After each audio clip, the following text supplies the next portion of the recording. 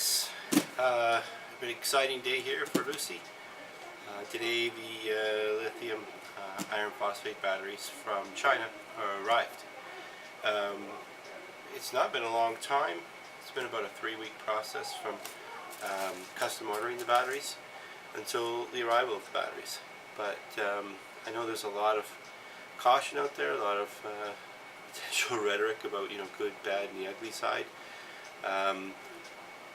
I've been working with some experts on cost versus capability, and this is a first of, so I thought I'd just basically share the opening of them. So to start, you can probably see that when these batteries are shipped, they're shipped as dangerous goods. Lithium iron phosphate, fairly large quantity of it, can't be in the main area of passenger aircraft. We had the big meltdowns with some of the Samsung phones.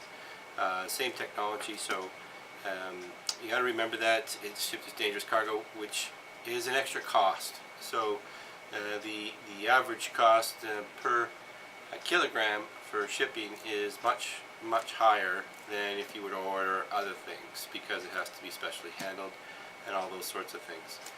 At the end of this video, we'll talk a little bit about looking at the whole shipping process and having some trust in the fact that who you're dealing with over in China is the right folks, and that you're going to get what you need. And today is pretty much that day. This is the side up. There's 2 of these boxes, but I thought that we'd share the moment with just one. The shipping seems to have gone fairly well.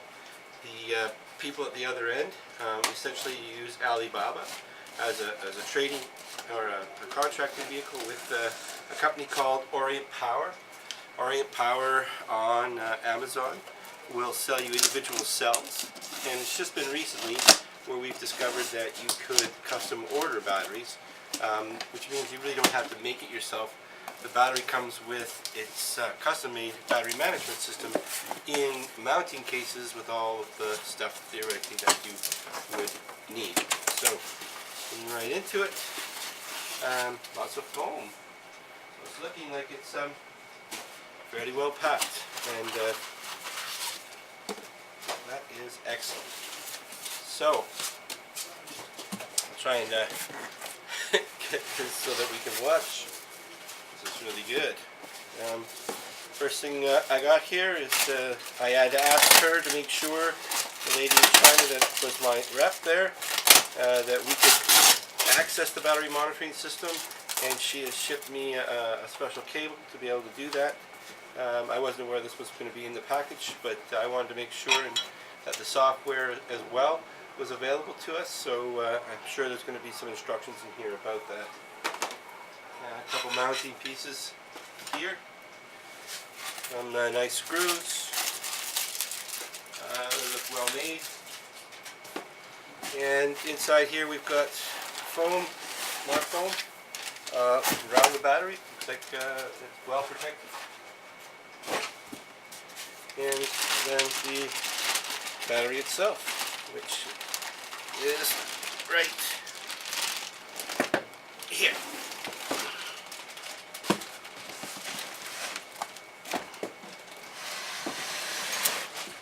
Probably wasn't optimal for you guys, but I wanted you to see how it was packed and shipped, because there's been a lot of talk about, if you're going to spend $1,200 US on a battery and ship it all the way, almost halfway around the world, what's it going to look like when it gets there? And I can tell you, this is very, very, very professional.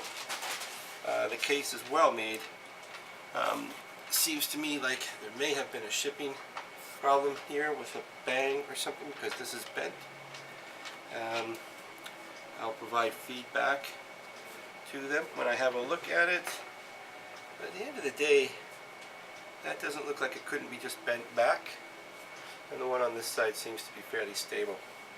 So a little bit of damage here on the outside of the case.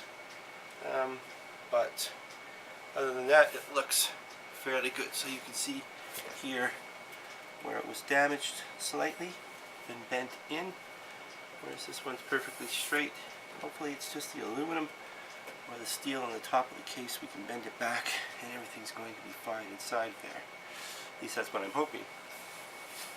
So I guess the moment in time which would occur right now, because we have everything here, is to have a look at where we are with the voltage and whether it works or not. So it has an on and off switch. Let's flick it on. Let's put the terminal on the negative side and on the positive side, and we get 8.4 volts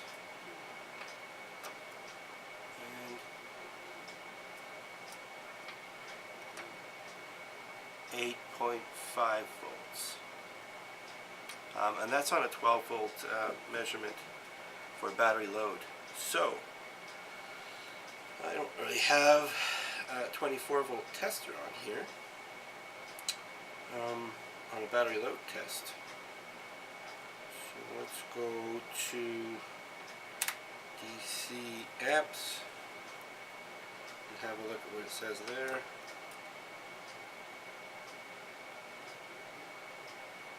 Okay, turn it off. And see what we have there, nothing. Okay.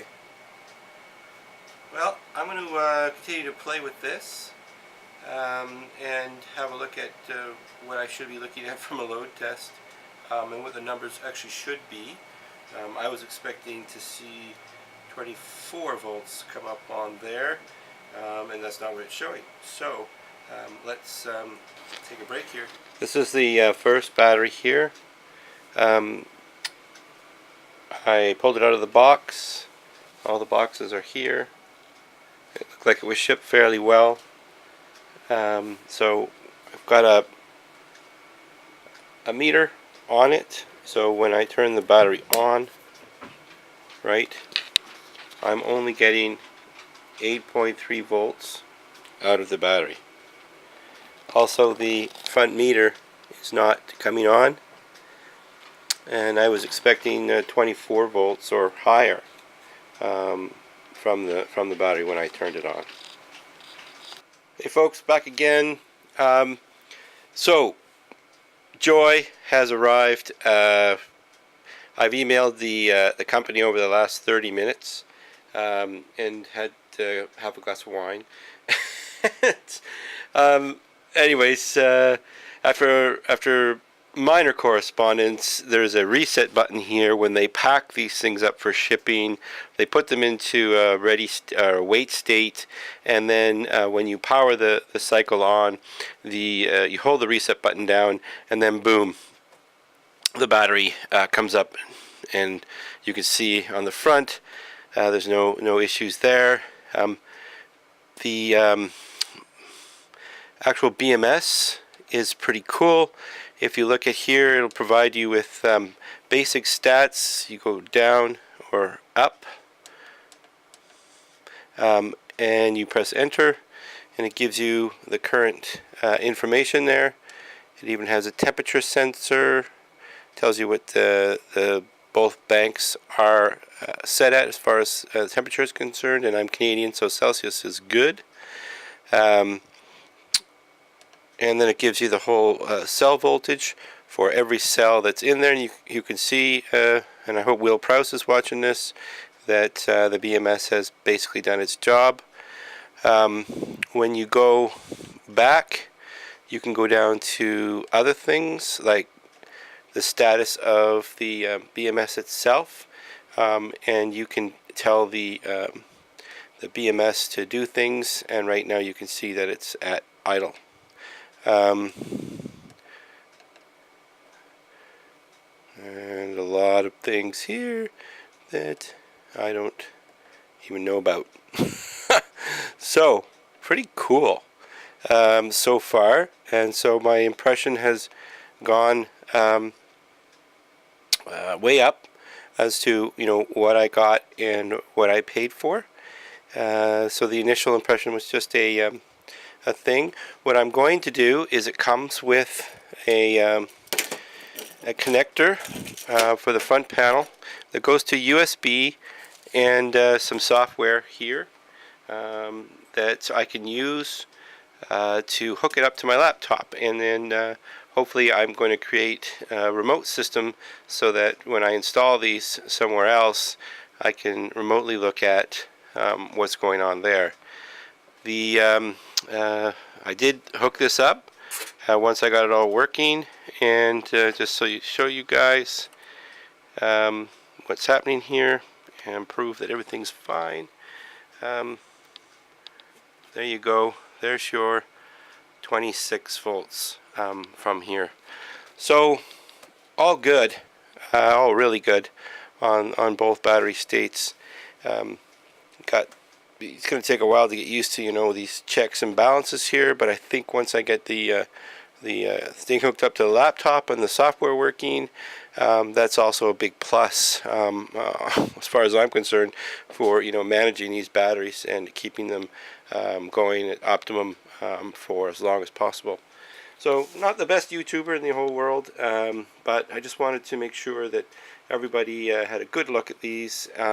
I'm extremely pleased. 1 hour after opening up the boxes, I can tell you I wasn't as pleased when the products came out of the box and I had an 8.5 volts battery indication, and none of the BMS or anything was up and online.